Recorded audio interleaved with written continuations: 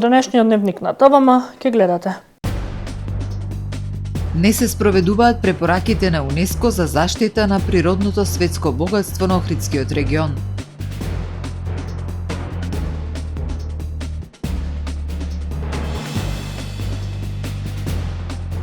Маратонско судење против Мерко се одржаа рочишта по 7 предмети.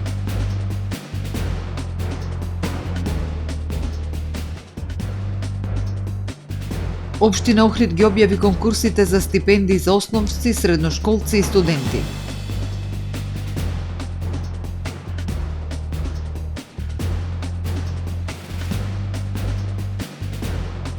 Во Србија генерален штрајк со блокади на повик на студентите. Со најавените и останатите содржини на дневникот започнуваме по временската прогноза. Останете со нас.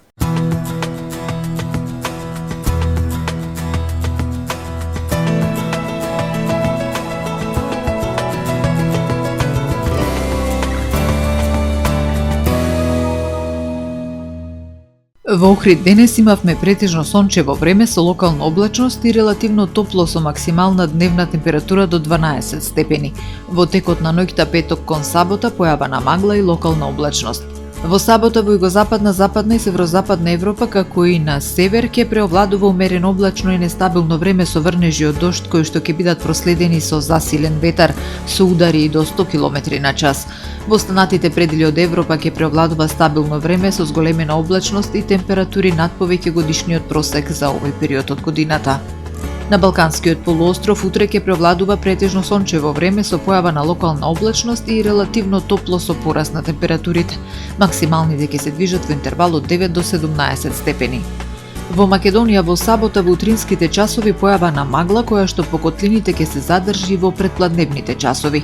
Попладне со сончеви периоди и потопло со дневни температури кои што ќе се во пораст. Ќе дува умерен северозападен ветар кој што ќе достигне брзина до 15 км на час.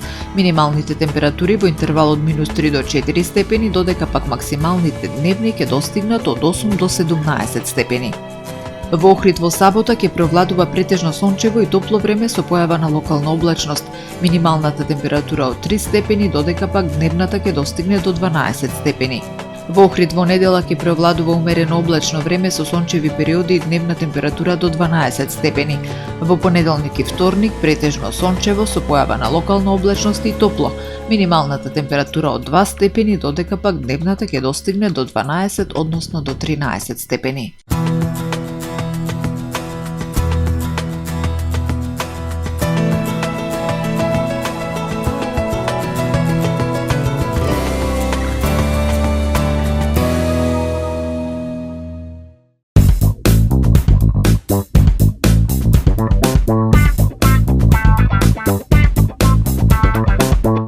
Добре дојдовте во светот на Кармен Бау Центар.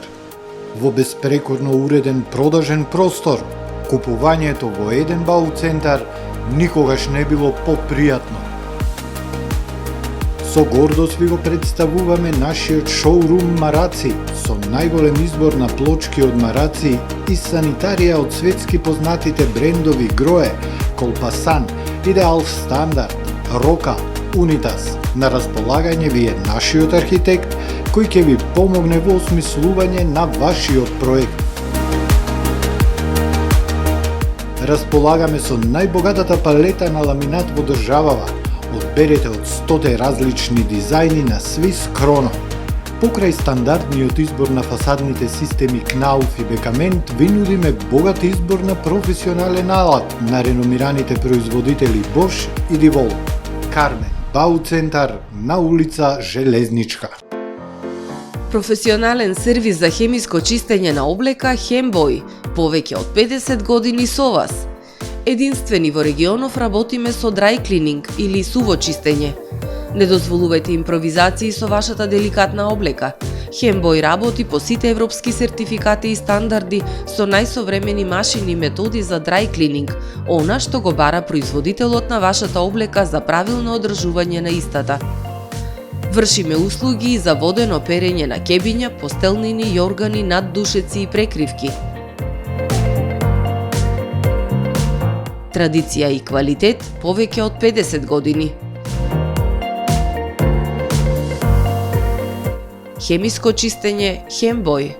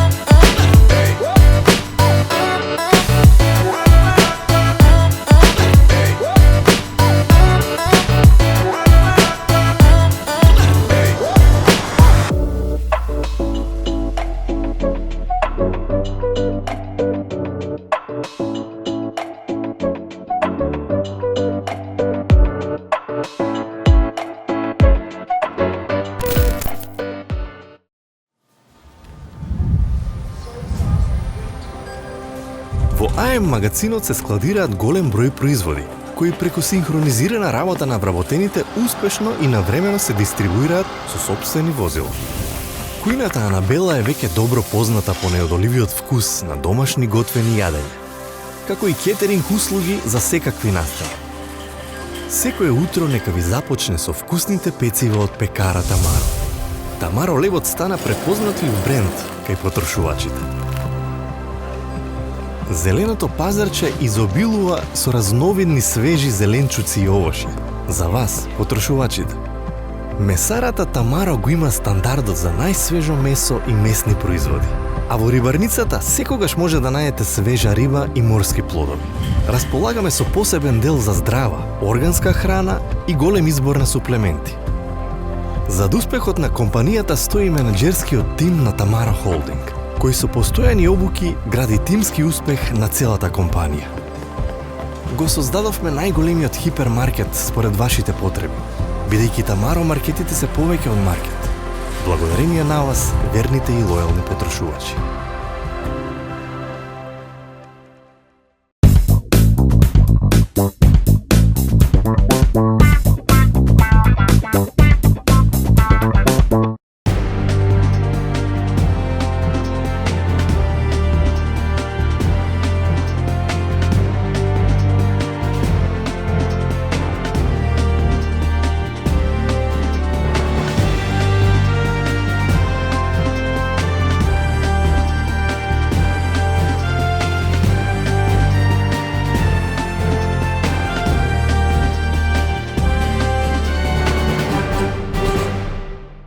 Добар ден. Прво издание на Дневникот на ТВМ. Природното наследство во Охридскиот регион е загрозено. Не се спроведуваат препораките на УНЕСКО. Ова е ставот на еколозите. Според нив, Охридскиот регион требаше да биде ставен на листата природно и културно наследство во опасност. УНЕСКО не требаше да биде толерантен. Еколозите остануваат на ставот дека не се спроведуваат препораките на УНЕСКО. Природното наследство во Охридскиот регион е загрозено. Некои од ендемичните видови, меѓу кои белвицата и пастрмката, се сметаат за критично загрозени и се на црвената листа. Но и за останатите видови може да се каже дека се опасно загрозени, велат еколозите.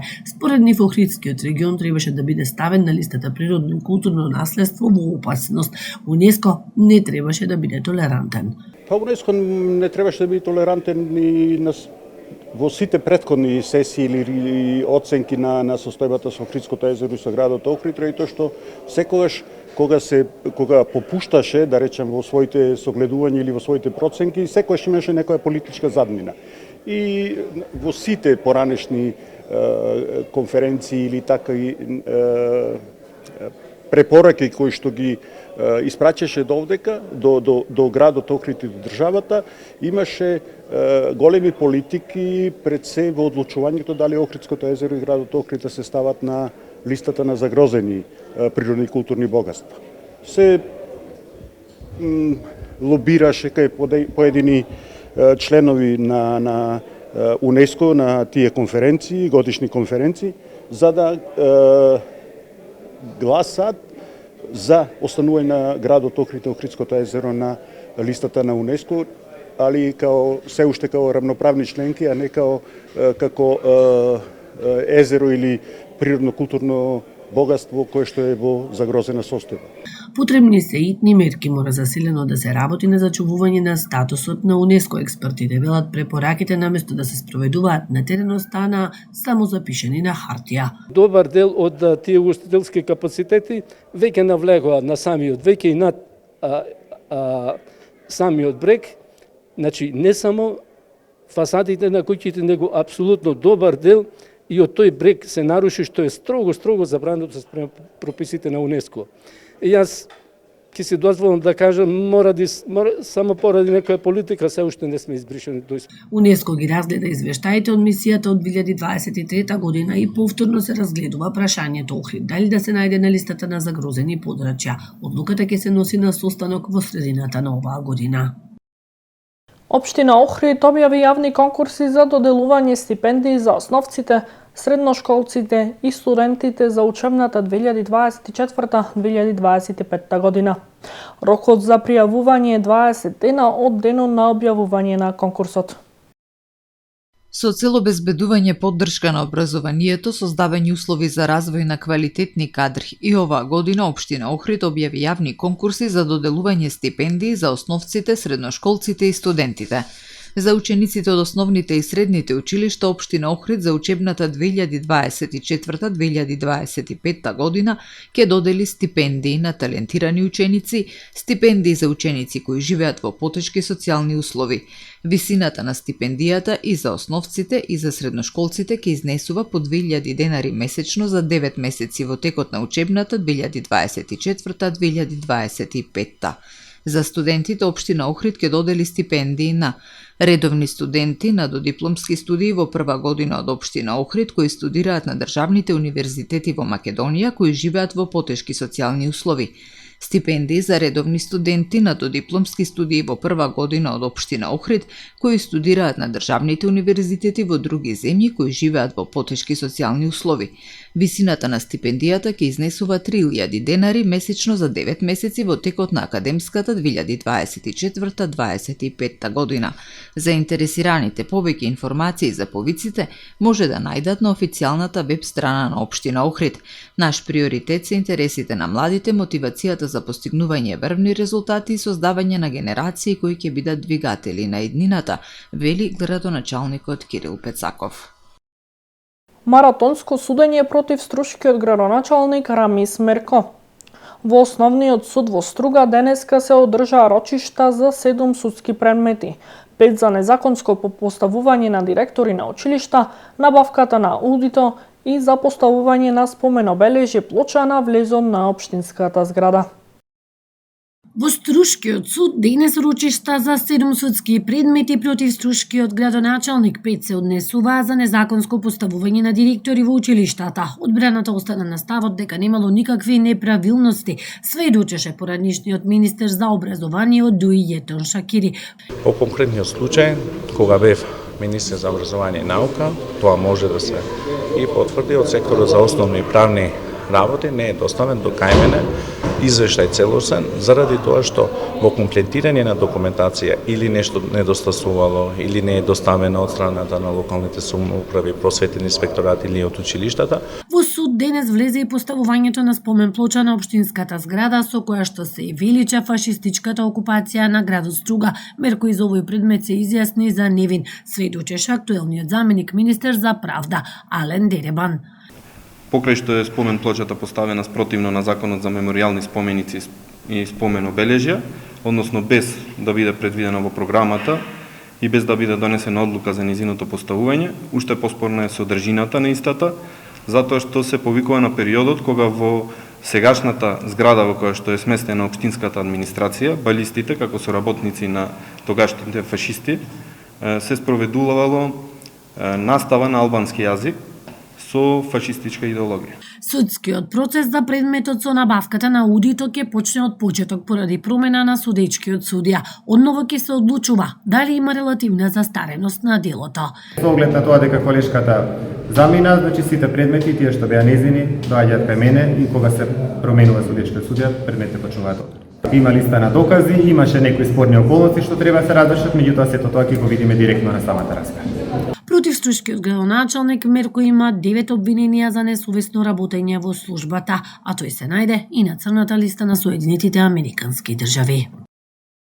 52 седница на Советот на општина Охрид ќе се одржи во четврток, 30 јануари.